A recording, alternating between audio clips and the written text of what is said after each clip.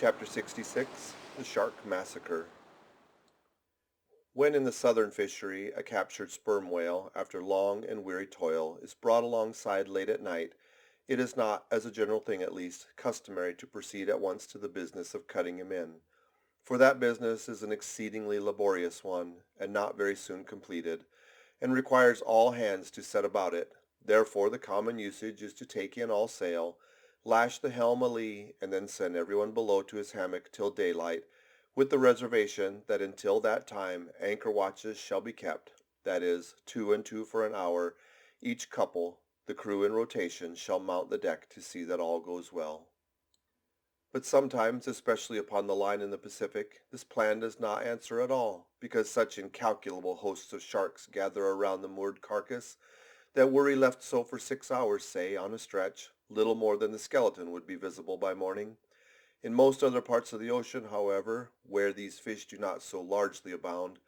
their wondrous voracity can be at times considerably diminished by vigorously stirring them with the sharp whaling spades, a procedure notwithstanding which in some instances only seems to tickle them into still greater activity. But it was not thus in the present case with the Pequod's sharks, though to be sure any man unaccustomed to such sights, to have looked over her side that night, would have almost thought the whole round sea was one huge cheese, and those sharks the maggots in it. Nevertheless, upon Stubbs setting the anchor watch after his supper was concluded, and when, accordingly, Queequeg and a forecastle man came on deck, no small excitement was created among the sharks, for immediately suspending the cutting stages over the side and lowering 3 lanterns,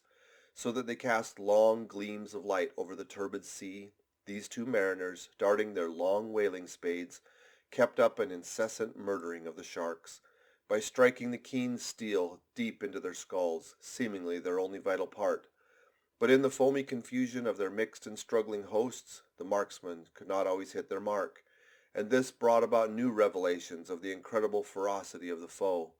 They viciously snapped not only at each other's disembowelments, but like flexible bows bent round and bit their own, till those entrails seemed swallowed over and over again by the same mouth,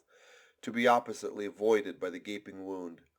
Nor was this all. It was unsafe to meddle with the corpses and ghosts of these creatures. A sort of generic or pantheistic vitality seemed to lurk in their very joints and bones, after what might be called the individual life had departed. Killed and hoisted on deck for the sake of his skin, one of these sharks almost took poor Queequeg's hand off when he tried to shut down the dead lid of the murderous jaw. The whaling spade used for cutting in is made of the very best steel, is about the bigness of a man's spread hand,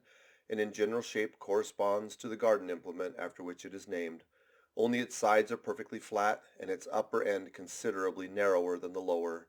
The weapon is always kept as sharp as possible, and when being used is occasionally honed, just like a razor. In its socket a stiff pole from 20 to 30 feet long is inserted for a handle. "Queequeg no care what god made him shark," said the savage, agonizingly lifting his hand up and down, "whether Fiji god or Nantucket god, but the god what made shark must be one damn Injun." End of chapter 66.